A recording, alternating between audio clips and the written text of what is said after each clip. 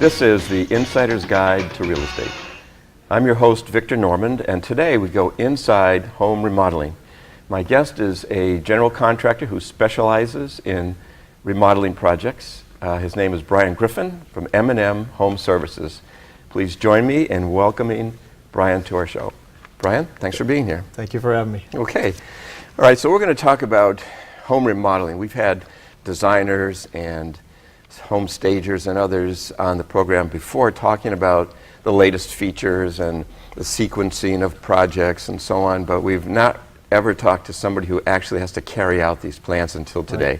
Right. So before we get into what a remodeling project is all about and really get inside it, let's talk about Brian Griffin and M&M Home Services, the history of the company. Sure. So we're a small firm located in Acton, well, technically Boxborough, Massachusetts, but we do a lot of work in Acton, Boxborough, Concord, surrounding areas. We consist of 3 to 4 guys, depending on the season, how much work we have going on, things like that. We've been in business for about 2 years. Before that, I did a lot of remodeling, home flipping, things like that. But at this point, we're now M&M Home Services. Okay, great. So you've seen it all in the past 2 years, I'm sure.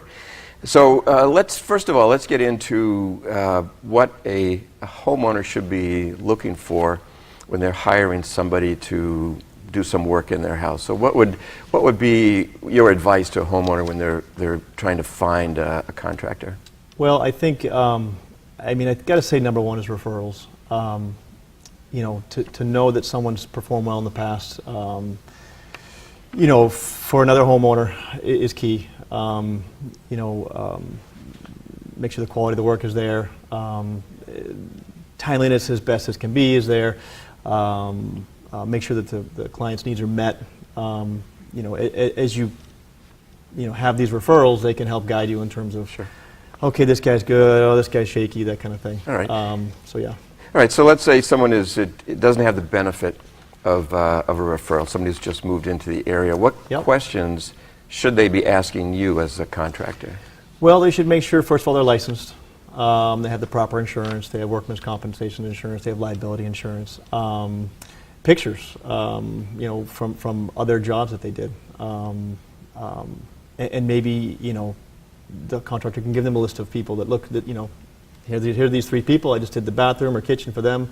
Call them up and, they'll be sure to tell you how I did. All right, so what is the license? What exactly is the license that a contractor needs to have? So it needs to be a CSL license, okay? And that's CSL? a contractor supervisor's license. Okay. And typically for most home renovations, you're going to want to see it's the unrestricted license. So it has, that contractor can do anything from masonry to framing to drywall to cabinet installation, windows, things like that. Those are really the things you want to see that they have that particular license. Okay, and insurance. So what kind of insurance are you? So workman's compensation insurance, if they have employees, is required. That's one thing, and then general liability insurance as well. Okay, and these are documents that a contractor can produce Absolutely. And show to a homeowner, and you really should look for them. Absolutely. You've mentioned referrals. Why is it important for a homeowner to do their due diligence up front? What are the kinds of things that can go wrong with a relationship between a contractor and a homeowner? Well, obviously trust is huge in this industry, and if you have someone in front of you that you can trust, or at least someone else has vouched for them that they're trustworthy, that's huge, because a contractor may come in the beginning of the stages and say, hey, you can do this, this, this, and promise this, but they may not be able to. And to know that they can deliver on these things is very important. All right. So if I have a contract or an agreement to do the work, as a homeowner, does that protect me? Yes. In the state of Mass, for anything over $1,000, you're supposed to have a written contract. The contract will have a number of items in there that will help protect you. One is performance, and the contractor actually has to perform these duties, and then at that point the homeowner will pay them. In such a sense, it's a little more detailed, but they want to be covered that the contractor won't just walk away with the money and go to other jobs and disappear for a few months. And hopefully come back. Okay, well, you talk about money. What's the reasonable expectation if a contractor starts a job? Is it remodeling? Would it be expected that they'd get payment up front for some of the work? So that's a tough question because you know, a lot of my business is based on trust with my clients as well, and a lot of my clients I've known for a long time, so I trust them.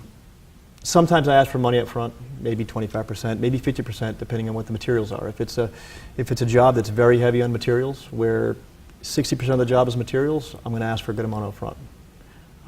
If it's a job that's more labor and smaller materials, I may not ask for anything up front and maybe just sign a contract. So it depends on the level of comfort I have with the homeowner, the homeowner has with me, in terms of how much I ask for. Okay. Yeah. So if you have a situation where unfortunately you just don't know the contractor doesn't really know the homeowner, if you're asking me for money up front to buy materials, how do I know that you're going to spend that money on materials? I know that that's no way to start a job off, but, yeah, but just to be sure.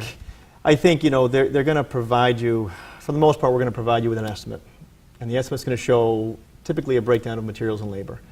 And you can, you know, kind of guesstimate from that, okay, his materials are $10,000. He's probably going to ask for $5,000 or $10,000 up front, you know, or a portion of it thereof to get the job started, because he has to go buy the materials and put the money out front for it. So he needs to have that money ready for it. So that's kind of how you can gauge it. Okay. So I'm going to see those materials arrive on site, and I'm going to make the assumption that you paid for them. But let's say I'm really skeptical, and I want to be sure that you did actually take the money that I advanced to you and paid for the materials. How can I be sure that that has happened? Well, you could certainly ask for verification from wherever they bought it from, some sort of a receipt or some, you know, a lot of times we'll go to local lumber yards and they'll know exactly what's going on. So. All right, so there's a way to verify that. Yeah. Okay, so now that the job progresses and you've reached a point where it's half done, and now you're looking, the contract says you get paid for more, that's pretty typical? Yeah, in the contract we usually outline when we get paid. So maybe upon first rough inspection we get 33%, and upon, you know, another phase, whether it be final inspection or whatever, they get another 33%, and then upon, you know, final completion we get the remainder. So we'll break it down usually depending on what the job is. Okay, yeah. So a situation where contractor, remodeling contractor comes up to the homeowner and says, look, I'm only half done and you've paid me based on the schedule, but I need to make my payroll. I'm short, to be honest, I'm short on cash. Can you advance me? How do you deal with that? That's a tough one. You know, a contract is a contract, so you try to stick to it. You know, we try to keep money in reserve always to do our payroll, pay our bills. But like anything, sometimes we have 3 jobs going on and we have, you know, $40,000 of materials out all of a sudden, and you're all of a sudden saying, well, where's my payroll money? So it doesn't typically happen as long as you're managing your money pretty well. Right. But I don't want to say be wary of it, but you know. It could happen legitimately, but it also could be a red flag that the contractor. It could be. I think you're going to understand by that point of the project, you're going to have a good idea of your contractor and okay. what he or she may, you know, okay. provide for you. Well, let's talk about that. Let's say you're into the project. The project has demolition is completed. Some of the work has begun, okay. And the homeowner begins to feel like this contractor's not showing up when they should, yep. Beginning to feel like this contractor's not going to finish the job. How would you, if I called you and said, Brian, I'm in this situation, what would you advise me? Well, communication is huge, because there are times when we're just running around fighting fires, and unfortunately that, you know, sometimes other fires are more important than other things, and sometimes homeowners don't understand that. And when I mean a fire, we might have to stay ahead of a plumber on another job to keep them going, or an electrician. So those things do happen. Communication is huge. If the contractor calls you in the morning and says, look, this is what's going on, I need 2 days, you know, it's just the way scheduling worked out, that's okay. But if it starts to drag on further and further and further, depending on the severity of your project, if you're right in the middle of a bathroom renovation and the contractor leaves for 2 weeks, depending on where they are, if it's one thing if they're waiting for, you know, templating for this and installation from plumbers and electricians, things like that, if we're waiting for those 2 weeks for that thing to happen and our work's pretty much complete, that's one thing. But if we have the wall still torn open and nothing's getting done, yeah, you might want to start to The put red flag the there. screws to us and say, Right. get out here. Okay. All right. So then, this scenario, I was right. The contractor has just disappeared, not returning my phone calls. Yep. I hear stories that they've left town, and I've got a half-done job. And I call Brian Griffin, and I say, Brian, I've heard you're a good contractor. I don't know you, you don't know me, but I've got a job half done. Can you help me out? Well, how do you deal with that? So that happens. It's happened once or twice to me, not necessarily in the same situation, but I have taken over jobs. We usually come in and take over the permit and provide an estimate and just do what we would normally, but hopefully we're a little further in the project to help the homeowner out. So maybe the demo's been done for us, so we don't have to budget for that. So we'll come in and just kind of pick up where the pieces left off. Okay. Now, is there any concern on your part that some of the work that the other contractor did that's Absolutely. may not have been done correctly? Yeah, we obviously would prefer to come in before the walls are closed back up to see what's going on. If the walls have been closed up, typically we'll put a disclaimer in our contract saying, this was done before us, we have no control over this, but we'll continue from here for you. Right. But if you said to a homeowner that you'd like to open up a wall just to verify something, that wouldn't be out of line to No, do if that. we see any indication that there's a need to have that happen, then yeah, we would do that. Okay. Yep. All right, so now we've talked about situations where the contractor has been problematic, and jobs haven't run as smoothly as possible. But sometimes the problem is not on the contractor side, it's on the homeowner's side. So let's take a situation where, again, it's a new client, someone you've not done business with, and you don't know them, they don't know you other than your reputation and your references. And you're meeting them for the first time at their home. What kinds of things that they might do or say would be red flags to you? I'm not sure if anything's really red flagged me other than, one thing that we look at when we go into a home is the age of the home. And if we walk in and it's a very old home, we have to kind of prepare the homeowner to say, look, there's a chance that we have to go back 10 steps to go forward one here. And what I mean by that is older construction is different. Once you open something up, you got to bring it back to code, and you never know what you're going to find on an old house in terms of how it was framed or if joists were cut into or studs were cut into. So those are the kind of red flags that I look at when I get there. In terms of a homeowner themselves, red flags, I guess if I hear the word the last contractor did this or this, then you wonder, okay, it's probably the contractor, but was it the homeowner? But usually it's the contractor. Yeah, okay, but Yeah. right, but it could be a situation where the client is just a difficult client to deal with. They're out there. They are out there. It's sometimes hard to read on the first meeting. I think it's really just managing their expectations. All right, so budget must come up early on in the conversation. So that could be a red flag when someone tells you they've got a budget of $20,000 and they want to redo the entire kitchen and new appliances, and you intuitively, without even getting into the details, you have a good, first impression, you have a good idea of the scope of the project and how much it's likely to cost. So that could be a red flag, I would expect. It could be. Typically the homeowner, well, I shouldn't say typically, most of the time the homeowner won't give you their budget up front. They kind of want to see what you have to put out there first. When they do come up with a budget, we always try to meet it, but then there's unrealistic expectations too, where you're not going to get the highest end appliances Sure. and high end cabinets for $20,000 in a kitchen. Yeah. So if I as a homeowner, my fear that if I tell you I have $20,000 to spend, then you're going to make the project cost $20,000. But how realistic is that? We try not to. We try to be fair. I always try to be fair with clients. Obviously, my estimate is my estimate. I mean, this is what I think it's going to cost me to put this together, and I try not to look at the budget if this is the number you give me. If it's an unreasonable number, then if it's an unreasonably low number, I'm going to probably hit it, no problem. If it's a high number, we can kind of gauge it. We can say, okay, look, this is what it's going to cost me to put these appliances and these fixtures in and this tile, this floor. You have a couple $1,000s left. Do you want to go higher here? Do you want to go less? What do you want to do? Okay. All right, so it's not, a homeowner's not necessarily tipping their hand by telling you what their budget is. I mean, it's... Not for me. No. Not for me. I try to make my prices consistent across the board. So. Now, would this be a red flag where you walk into a house and you notice it's a very nice house, everything's high end in the house, Yeah. but they've been to a big box store and they've put their budget together based on, what we'll call contractor grade, and you have a strong suspicion that they're not going to be satisfied with that. So how do you deal with that? Yes, we definitely we look around at the house. How much details in the house? Is there crown molding? Is there fluted trim everywhere? What's around? Is it Wolf appliances?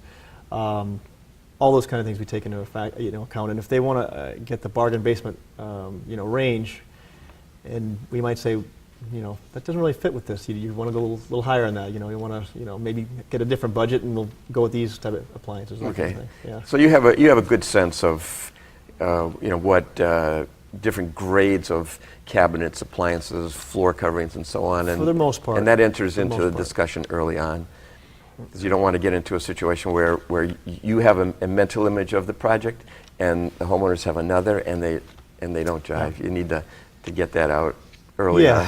Yeah, that's where, say maybe a designer comes into play, in that case, and maybe they can help bring myself and the homeowner together in terms of what we're going to put together. So.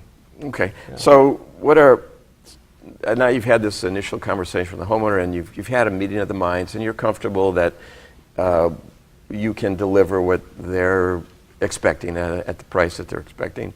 What other things do you need to disclose to them right up front? Well, we have to obviously tell them that we've got to go through a permitting process. That's one of them, which involves multiple inspections. We have to, any sort of pre-work, we have to discuss how we're going to do the project, our schedule, our estimated time frame, things like, a dumpster on the site, where is it going to go, what's the time frame for that, subcontractors, when they're going to come in, how long they're going to take, those kind of things. Okay. That's kind of one of our initial conversations once we actually get the job and we're starting to move forward with it. Okay. I have some experience remodeling, and I've certainly talked to a lot of people who've done that, and I think I can honestly say I've not run across anyone yet that has done a remodeling project where it's come in on budget and on time. What's your experience? Yeah, unfortunately, that's somehow more than not, it's how it goes. We're budget-wise, you open up a wall, you might find something, then you go back a few steps, it costs more money. A homeowner may all of a sudden get into the project and say, I want this instead of this, and it might be 20% more.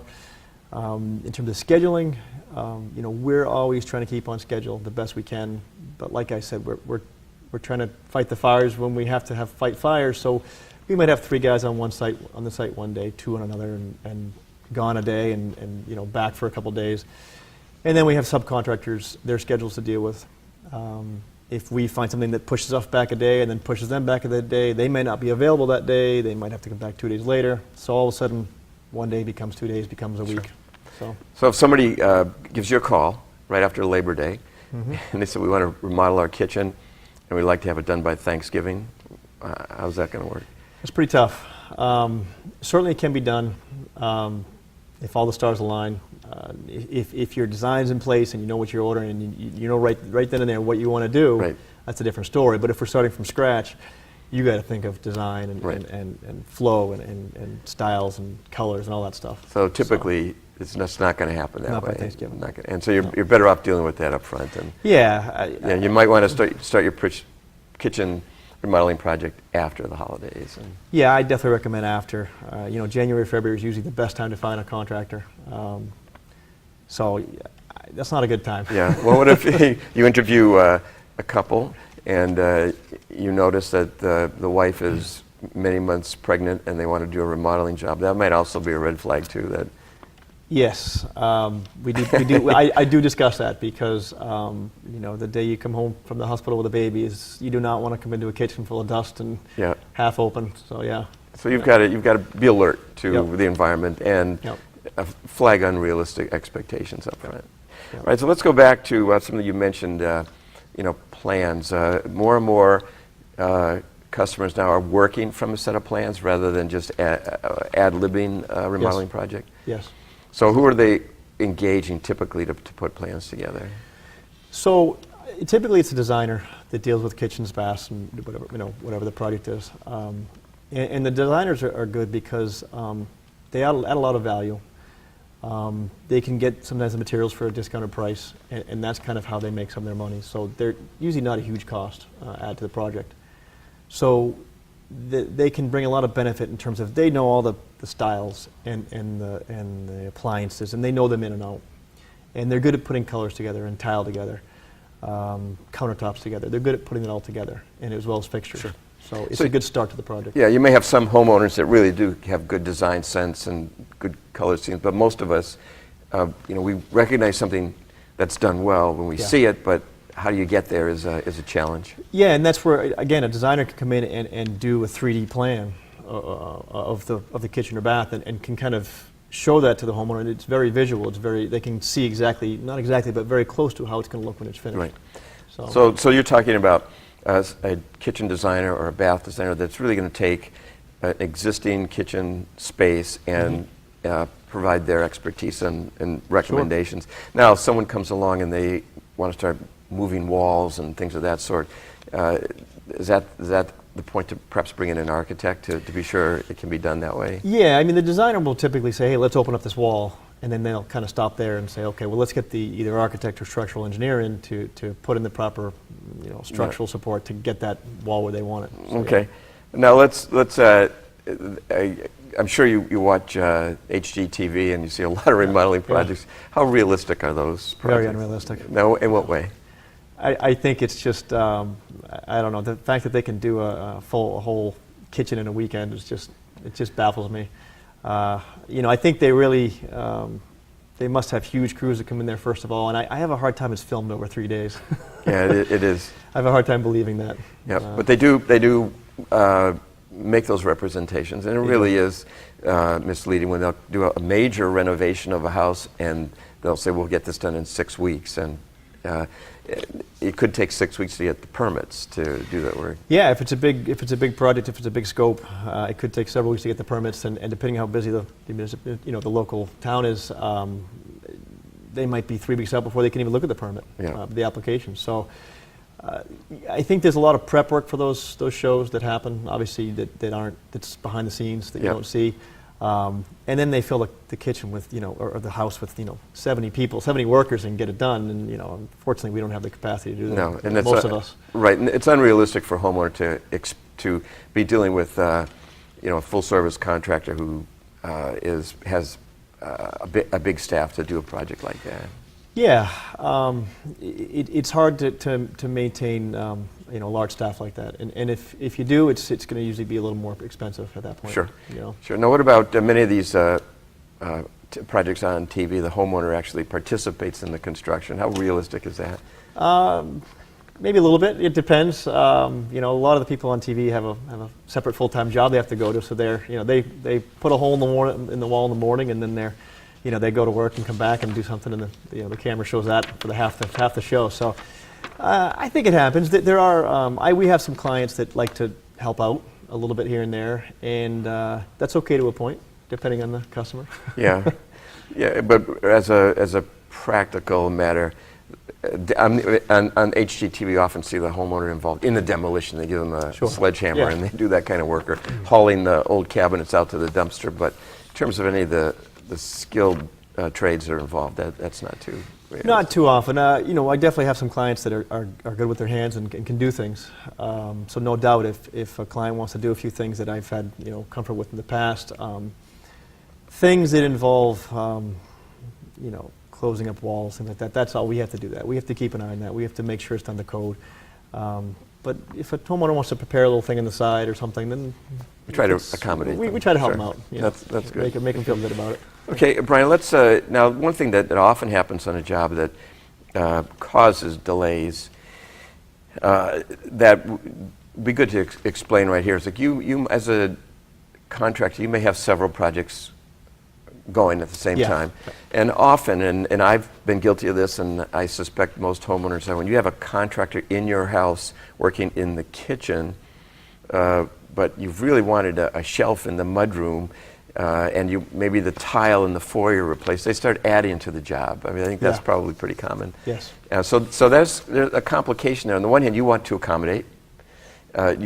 You're on site, and it's expanding the project, so Yep. it's good for you too. But it has an effect on other projects that you're doing. So you're trying to keep a project on schedule in another house, and also accommodate your current clients. That happens frequently, I suspect. It happens almost every job. Really? It's the words "while you're here" are very common, Yeah. and it's it's beneficial in terms of it's efficient. While we have this tool out to go do this, but if it's something small, we try to accommodate it. If it's a large project that we have to treat separately, we'll have to just do that. And it's hard because I want to help people out and I want to get things done for them and I want to take care of them. But if it's a big other project and we have a project scheduled for a week later, we might have to say no. We'll come back for that. So you like It's to keep hard. everybody happy, but sometimes that's just not possible. Right. Exactly. All right, so then also you have a situation where things change. Someone makes not an insignificant change to a project. They want to move the sink instead of in front of this window, we want to put it in front of that window. Sure. And so that for the homeowner, that doesn't seem like at this stage of the project a big change, but it has an impact on your subcontractors. Yeah, sure, and it really depends on the stage we're at. If we've already put cabinets in and the sink's in, and you want to move the sink, obviously that's a big deal. If we've already got a rough plumbing done and you want to move the sink, it might be a little easier then maybe, but depending on where we are, it could be a small headache or a big headache. Yeah, so you've got your schedule for this job, for other jobs, and then you rely on subcontractors, and they have their schedules too. Sure. And they don't always share those schedules with you. No. So that you expect them on a job on a certain day, and they're reliable and they come that day. But if you call them up the night before and say, I'm not ready for you tomorrow, Yeah. that could have major implications on progress. Yeah, we definitely try to, first thing we hear about something getting changed, we think, okay, who's it going to impact? And, we try to get the electricians and plumbers notified as soon as possible so that they can plan their next day or 2 days later to fill in that gap Right. where all of a sudden we don't need them. So we try to really anticipate the impact of the changes as soon as possible. So it's good, just going back to where we started from, it's good to sensitize, if you will, the homeowner in some of these subtleties that do affect cost and schedule and project. Sure. And you're trying to accommodate and having them some understanding of your challenges is an important thing. It is. All right. It is, yep, absolutely. So Brian, this has been very informative. Thanks Great, thank you so for having much for coming by. And that's our show for today. Thanks for watching.